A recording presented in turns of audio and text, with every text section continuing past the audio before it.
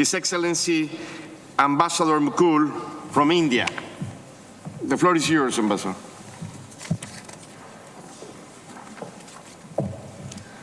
Mr. Chairman, Mr. Director General, distinguished delegates.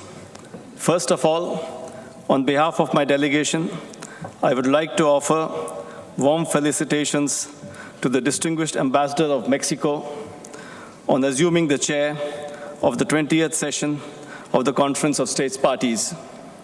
My delegation is confident, Mr. Chairman, that with you at the helm, the deliberations of this conference will be ably steered. We would also like to congratulate the newly elected Bureau members and other officers. May I also take this opportunity to convey my delegation's deep appreciation for the outstanding work done by the distinguished Ambassador of Croatia as the chair of the 19th session of the Conference of States Parties.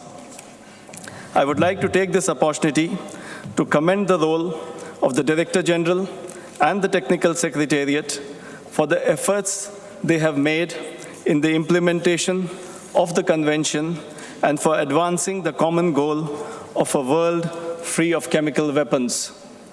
My delegation endorses and associates itself with the statement delivered by the distinguished Ambassador of the Islamic Republic of Iran on behalf of the NAM, CWC States Parties and China. Mr. Chairman, since the 19th session of the Conference of States Parties, one of the most significant developments has been the entry of two more countries, namely Myanmar and Angola, into our fold. India warmly welcomes them as States Parties to the Convention.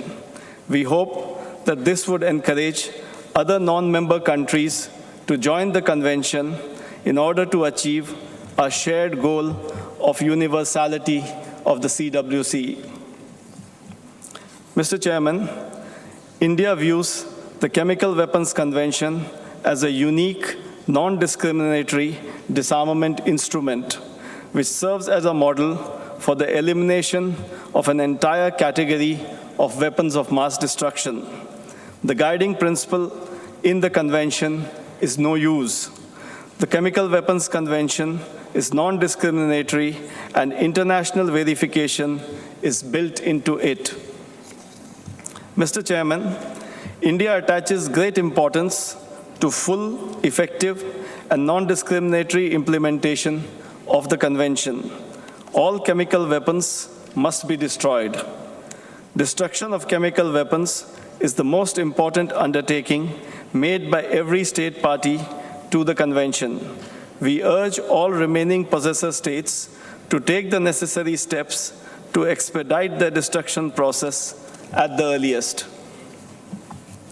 Mr. Chairman, since the last conference, commendable work has been done in the matter of elimination of Syria's chemical weapons program.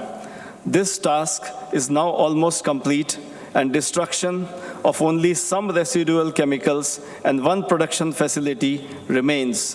What is most gratifying is that the very difficult task of elimination of Syria's chemical weapons has been carried out mostly in an atmosphere of cooperation and by consensus. My delegation believes that it is important that this spirit should prevail as the remaining tasks are completed expeditiously.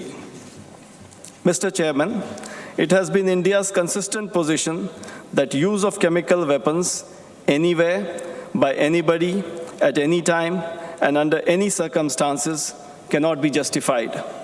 Accordingly, my delegation is deeply concerned with the recent report of the fact-finding mission, FFM, that chemical weapons have been used in the ongoing conflict in Syria.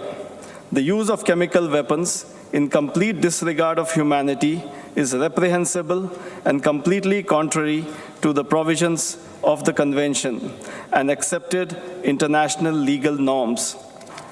My delegation reiterates our strong condemnation of the aberrant use of chemical weapons on Syrian territory. The possibility of such chemical weapons having been used by non-state actors is a matter of very grave concern, even alarm, given recent acts of terrorism. We have also noted the establishment of the OPCW UN Joint Investigative Mechanism, JIM. My delegation expects that the JIM will carry out its mandate in an objective and professional manner, and perpetrators of such abhorrent acts would be held accountable. Mr. Chairman, the emergence of non-state actors clouds the chemical disarmament landscape and poses a real challenge for all of us. Therefore, renewed vigilance against possible use and re-emergence of chemical weapons becomes more important. In this regard, the emphasis given by the Technical Secretariat on education and outreach is a welcome step, and we look forward to having the advisory body on education and outreach, ABEO, in position soon. Mr. Chairman, my delegation attaches importance to national implementation. We are happy that the Technical Secretariat is actively encouraging and assisting states parties to implement Article 7 more effectively. We propose that a universal review of national implementation be carried out by CSP 2020.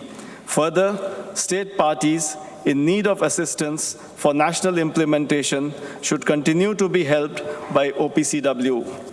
India is happy to share its knowledge and experience in implementing Article 7 of the Convention and to work with other states parties and Technical Secretariat towards this end. Mr. Chairman, promoting peaceful uses of chemistry is an important mandate of the Convention under Article 11.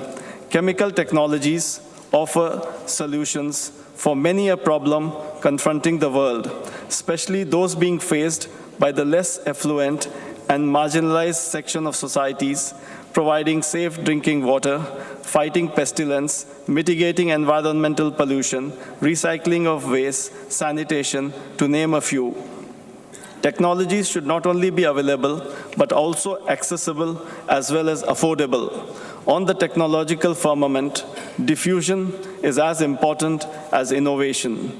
Building national capacities and promoting network among scientific communities are two promising areas for the OPCW to concentrate in real and meaningful manner. It should also be the aim of all stakeholders of the Chemical Weapons Convention to ensure the fullest possible exchange of chemicals, equipment, scientific and technical information for the peaceful uses of chemistry and sustenance and further development of our civilization. Therefore, the emphasis given by the Technical Secretariat for strengthening the implementation of Article 11 is a timely and welcome step. We hope that the discussion on the proposal submitted by all the states parties would be held in an atmosphere of trust and cooperation which would yield concrete results. Mr. Chairman, India attaches importance to the work of the OPCW Scientific Advisory Board. In recent report of the SAB, a set of 18 recommendations has now been proposed as to how new challenges in verification could be met for detailed consideration and eventual adoption. Each of these recommendations has to be carefully assessed in terms of conformity with the provisions of the Convention. Any change that may be considered to be brought about in current or prevailing verification methodology will need to be crafted in such a way that the needs of the Convention as regards transparency are met without compromising the requirements of the states parties as regards confidentiality of commercial and technical information. We are hopeful that these recommendations will be subject to detailed deliberations and decisions arrived at consensually. Mr. Chairman, in conclusion, my delegation would like to assure you of our fullest cooperation for the success of this conference. I would request that this statement be circulated as an official document of the conference and placed on OPCW's public website. Thank you, Mr. Chairman. Thank you, Ambassador.